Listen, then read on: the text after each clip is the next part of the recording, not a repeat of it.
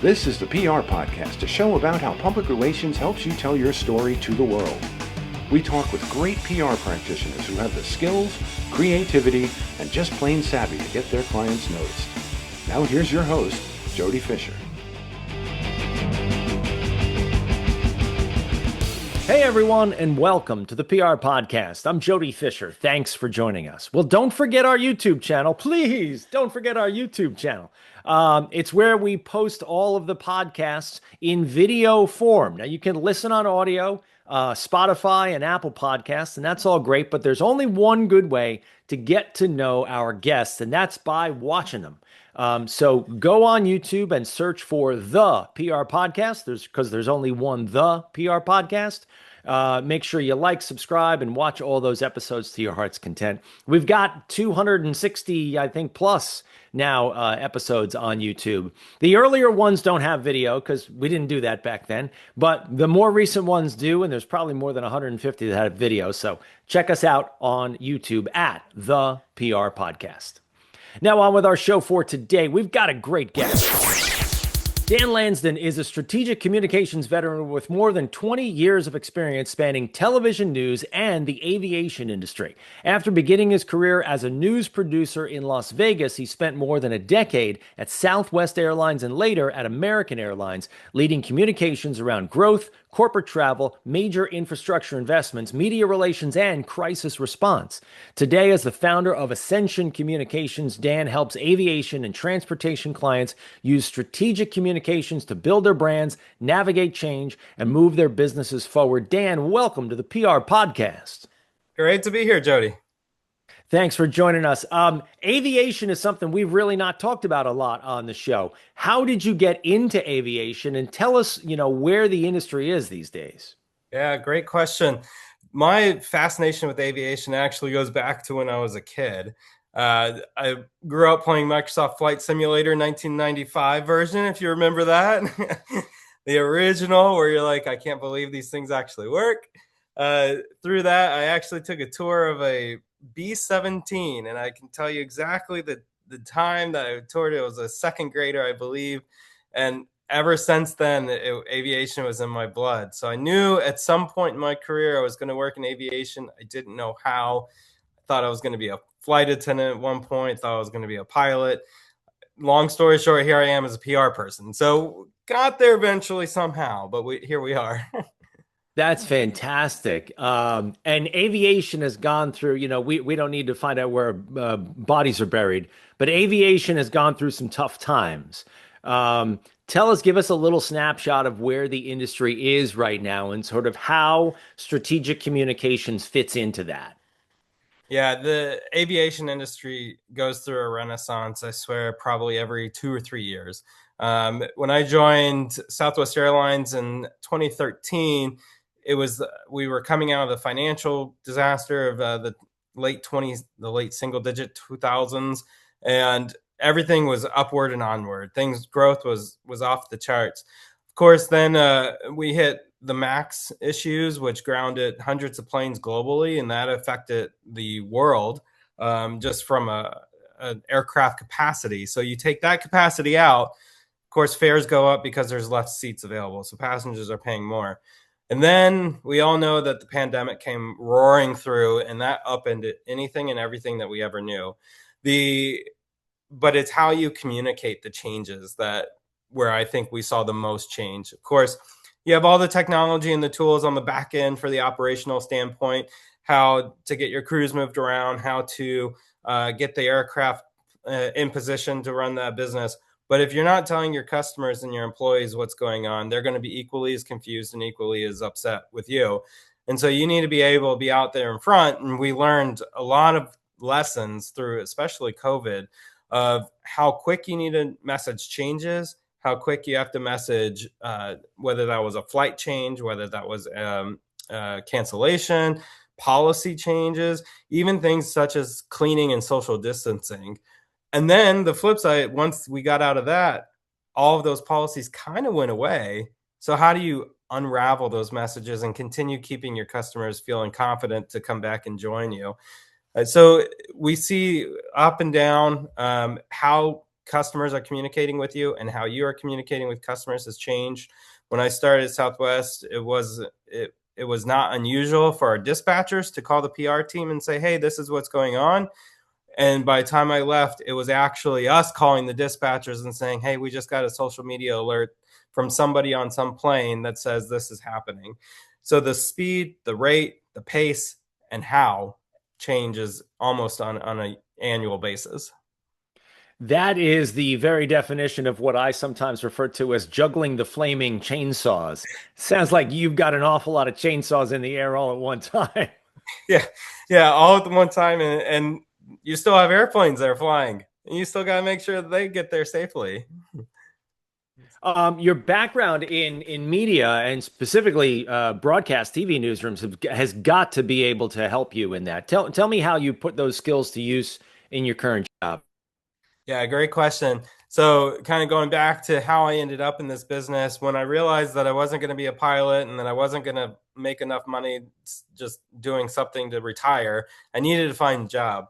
And I always was drawn into the media world for some reason. So I followed that passion, wanted to be a reporter like everybody else. Like most people don't get that opportunity, but still needed to find a way to make a living. So I ended up becoming a producer, and that ended up being the best learning ground that I could possibly ask for. As a producer, you're learning so much about a lot. The reporters, they'll tell you they only know what is happening on their story. They don't know what's happening about their other reporters. They don't listen to the newscast, so they have no idea what's happening other than what's in their little window. As the producer, you are in charge of the entire newscast. And so you have to be able to quickly grasp a topic, understand enough to write a 20-second VO, and then move on to the next story. So taking those skills into the corporate world, really, that is such a valuable skill because you have to be able to listen in a meeting, understand what's happening, translate it into a way where a consumer or your media audience would understand that. And also so that the internal audience also understands it. So strip out the corporate lingo, rework it to make sense, and go forward. By being a producer, you're able to quickly understand, assess, and react and respond. And you know what the pressures for us, our clients are always the news reporters or journalists out there. We know the pressures that they're under because we were that person asking for those questions earlier. And so you've got to be drawn on all those skills. I mean, it sounds like you're an air traffic controller, really. And I've worked in newsrooms too.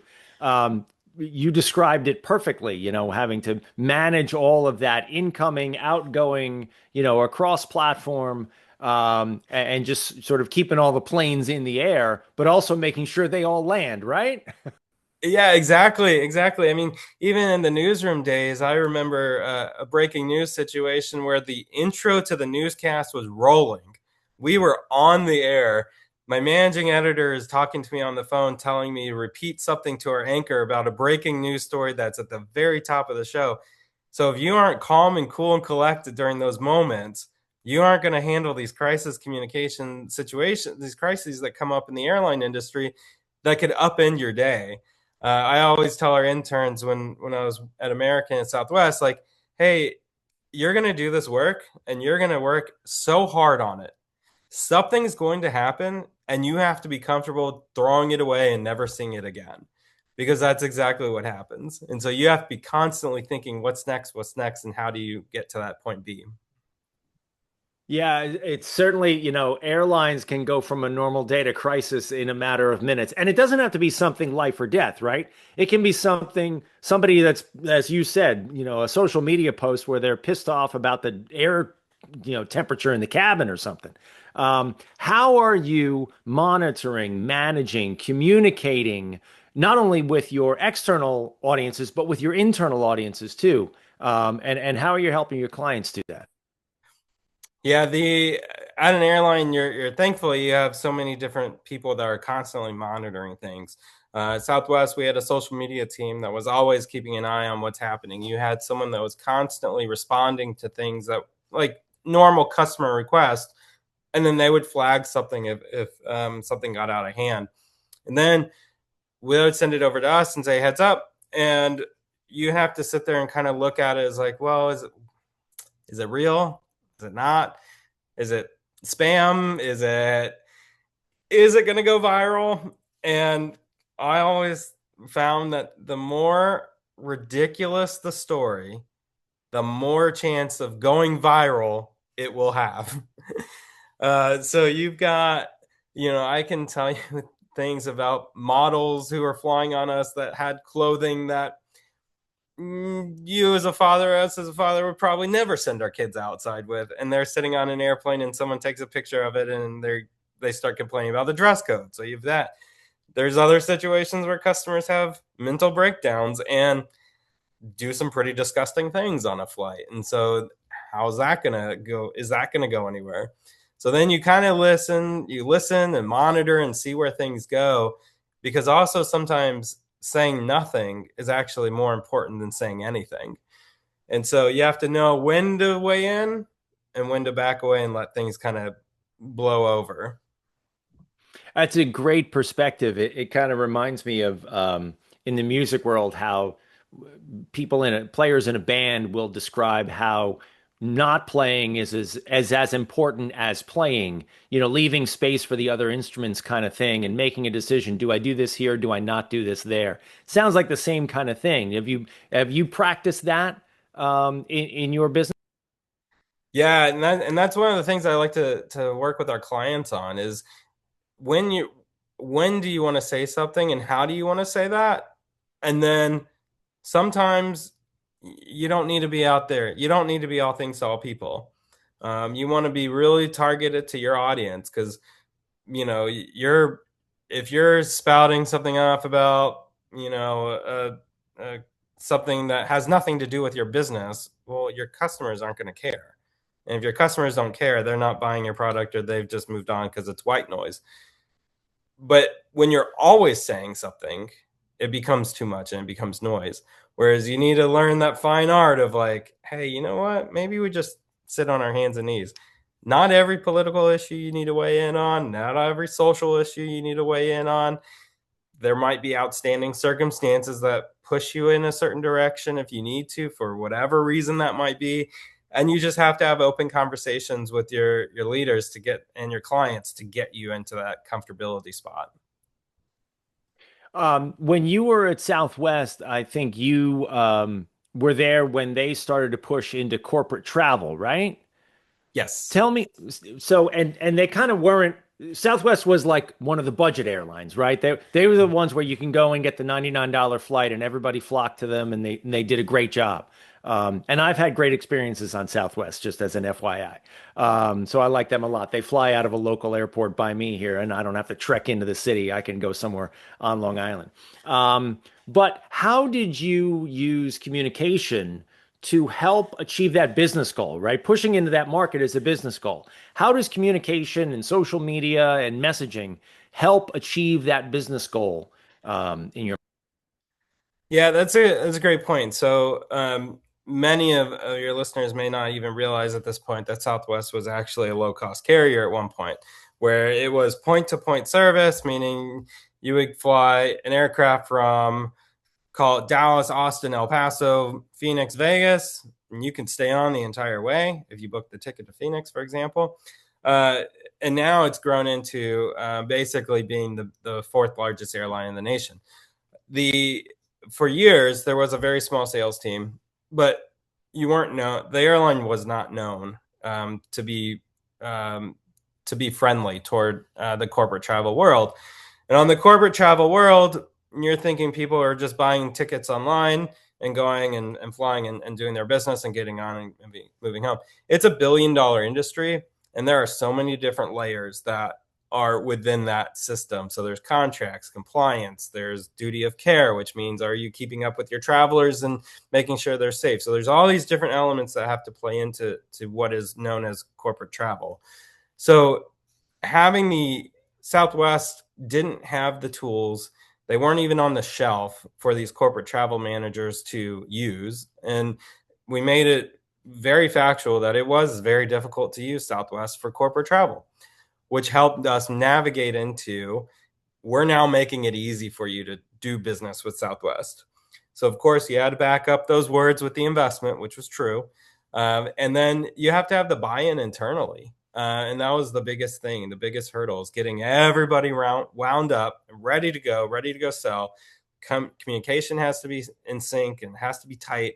The presence has to be felt. The graphics have to be designed in a way where it showcases optimism and we're here, we're on the shelf, you can use us now. And every piece of communication that would go out would have to have that same tone and that same message.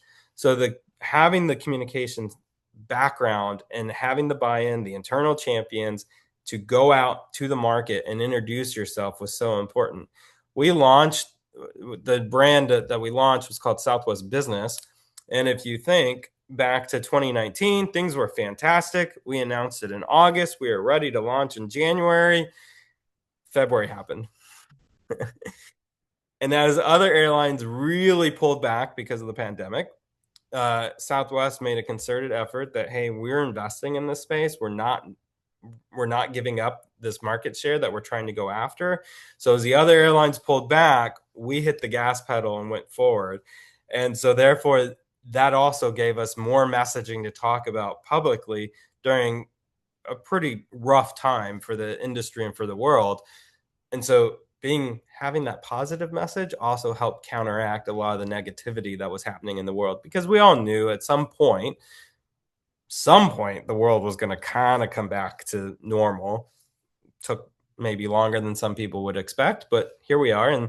And through the communication channels, having a very active executive on LinkedIn, having leadership that was open and honest about having conversations on the record with all levels of media outlets, trade, local, national, it helped push the visibility of the team out to places that they never thought that they could get.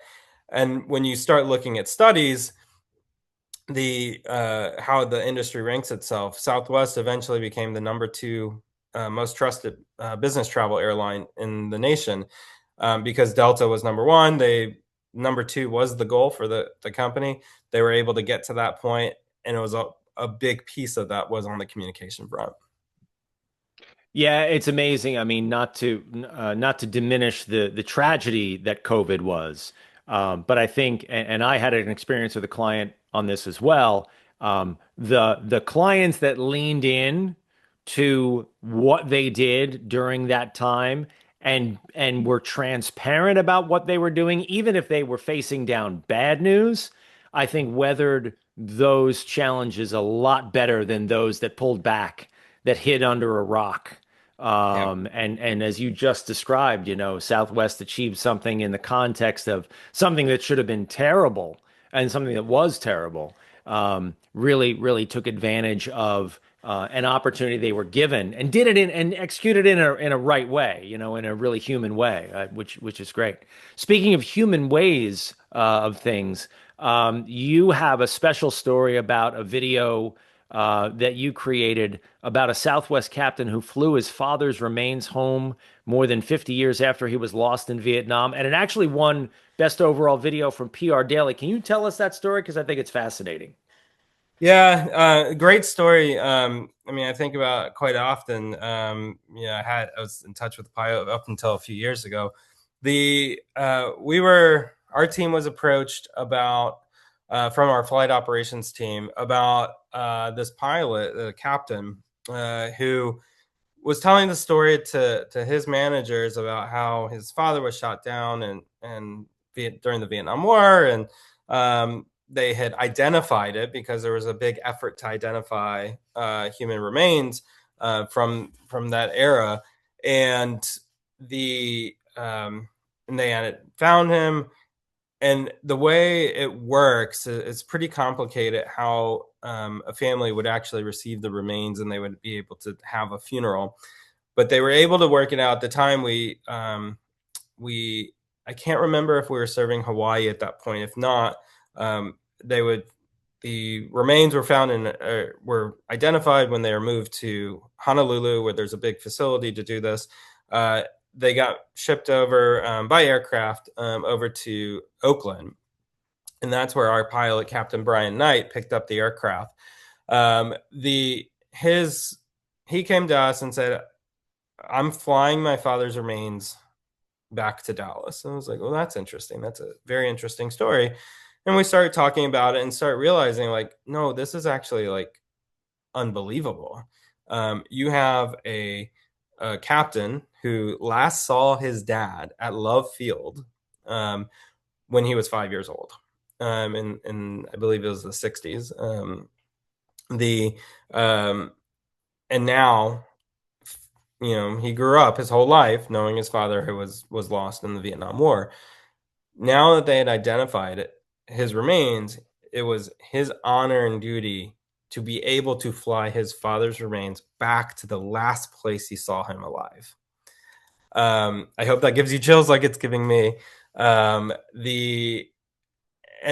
we had to approach that story gingerly, because as a brand, you don't want to be out front. You don't want to be in your face about, this is a brand story. This is brand journalism.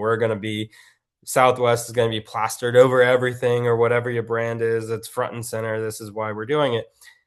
It was his idea, and he came forward with this topic. And so it was his story that we were telling. Southwest had a big part of it, but it was all in the background. It was in the images. You would hear it on the plane. You would hear the announcements. And when we started planning this, there's a lot of people and teams that were involved. And we were really focused on the flight. And so we had a crew that went out and met Captain Knight and his family in Oakland. They interviewed him. They went down to the tarmac to see him, talk to his dad as they were loading into the aircraft. And there's a lot of procedure and pomp and circumstance that goes into military remain transport. And he was human. He wasn't who he wasn't, if that makes sense. He was himself. And that's what we told them the whole time. Like, we're here to document and to make a story that we're going to share at some point. But we're not trying to do anything that we're not. So stay true to yourself. Don't say something that you wouldn't back up, and just be in the moment. And what ended up happening is, at the time, when viral stories go viral for good reason, there's often some luck that gets involved. Unfortunately, there's bad luck, because luck's a weird word, because at the time, the aircraft was flying from Oakland to Dallas and was going to continue on to Washington, D.C. Just a few days before, there was a terrible shooting in El Paso, Texas, that left several people dead. I don't know if you remember that. That was back many years ago. Well, that story was kind of quieting down, and people were starting to go back to their bureaus and whatnot. There happened to be a Canadian broadcaster who was based in Washington, D.C., that was flying back and was actually connecting in Dallas and was going to connect on the flight going on to D.C. So he starts tweeting about, oh my gosh, you wouldn't believe what's happening in the gate area of this flight, and he starts telling the story. Well, Anderson Cooper starts retweeting it. All these other people start retweeting it. So the story is now getting international attention. By this point, I'm eating lunch and have moved on, and was kind of, just like thinking, how are we going to put it, when and how are we going to put the story together? Because we didn't really have a tight time frame. Well, as this started blowing up, no pun intended, we started getting inquiries from around the world about this story. And so we put a story together. Our team came together so fast, because they were exhausted, because they were up at 2:00 in the morning to do this. And they put together this incredible story in about 2 hours that we put on Facebook that night. And it was the fastest story to 1 million views on Facebook at the time for the Southwest brand. And, to me, it was exciting to see that grow. And the story was seen around the world. And I mean, people would call and tell us, like, oh, did you see that story? I'm like, oh yeah, you knew it. Yeah, I was a little bit involved. And it was just it was fascinating. And so we were able to, of course, put it in a contest, and we won. There were other storylines that came out of that same story that we ended up following up on. One was, and this was new to me, because I'm a child of the 80s, not of the 60s. There were bracelets with missing in action members And people started calling us saying, or calling TV stations, and the TV stations would call us saying they had the bracelets with Captain Knight's father's name on it.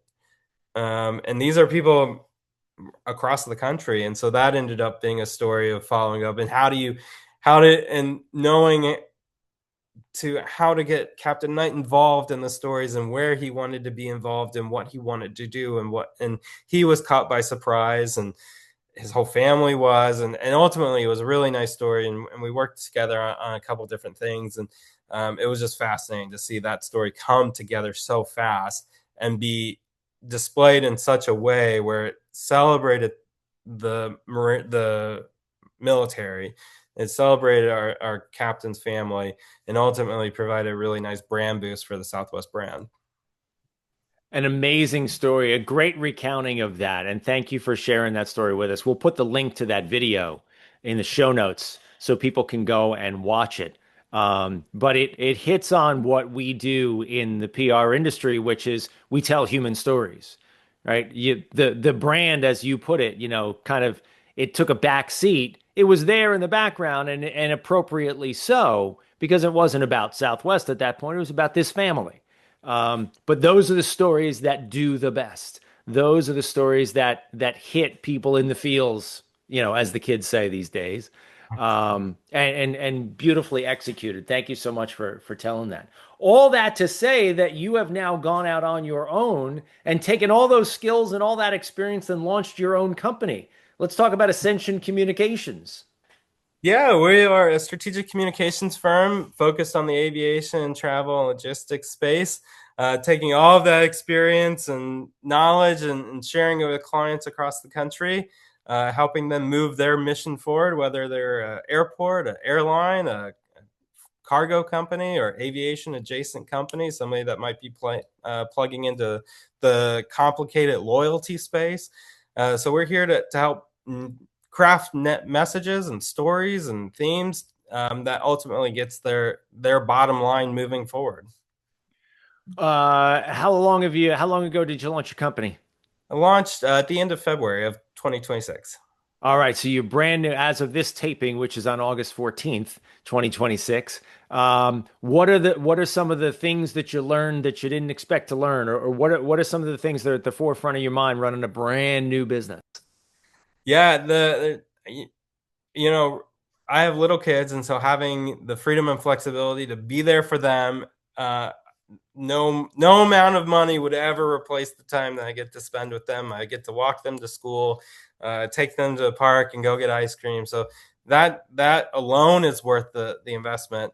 But going out on my own and having the freedom and flexibility to explore and go after certain clients or topics or industries or learning certain things is so fresh. And so it's great because it reinvigorates things because you learn so much.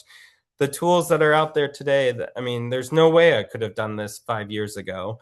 But now the tools that we have at our disposal helps you, guide you in a way where you make informed decisions. Of course, you have to have the understanding of what's going on, but sometimes it's nice to have somebody to bounce an idea off of. Of course, they'll always tell you you're right and you're smart and you're amazing and this is exactly how you should do it. But it's also nice to know that they're kind of just, flattering you. Well, it sounds like you're set up for incredible success, Dan, and we wish you lots of luck with Ascension Communications. Well, thank you. I appreciate it. It's been a fun journey and I'm loving every day. Fantastic. We are not done with you yet, however. We are going to segue now into the rapid fire question portion of our podcast. This is where we steal a page from inside the actor studio. We ask our guests a series of rapid fire questions meant to elicit a simple answer, maybe a laugh or two. With your indulgence, Dan Landson, let's begin with rapid fire question number one. What is your favorite news source? Wall Street Journal, and I'm a sucker for Twitter, whatever it's called today. Yeah, maybe that's the answer to rapid fire question number two. What's your favorite social media platform? Is it Twitter? I'm going to say Twitter is a news source for me, social media platform, professionally, LinkedIn, and I love a good reel or meme on Instagram. That sounds great. Rapid fire question number 3, coffee or alcohol? Both, and sometimes at the same time. I guess in the aviation industry, that's assumed, right? Yeah, as long as you're not flying the plane. Yeah. Rapid fire question number 4, what's your favorite on the run food? Trail mix. Yum, yum. Rapid fire question number 5, what do you want to be after you finish this career? Great question. Going back to the aviation roots, I think I would love to be a pilot or retired. One of the two. Sounds good to me. Dan, this has been a great conversation. Please let people know how they can find you online. Yeah, on LinkedIn, Dan Landson. That's the best place to reach me. All right, we'll put that in the show notes so people can reach out to you. Thanks again, Dan, for being on the show. And thank you, everyone, for listening. Please remember to subscribe to the show. Connect with us on Facebook, Twitter, Instagram, and TikTok at The PR Podcast, and send us a question or a comment. Our intro is by Christopher Appold. You can find him and his fantastic photography on Instagram at Christopher_APPOLDT. Check him out there and hire him for all your photography needs. You can find me online at Jody Fisher on all the socials and on the web at jodyfisherpr.com. We'll see you next time on the PR Podcast.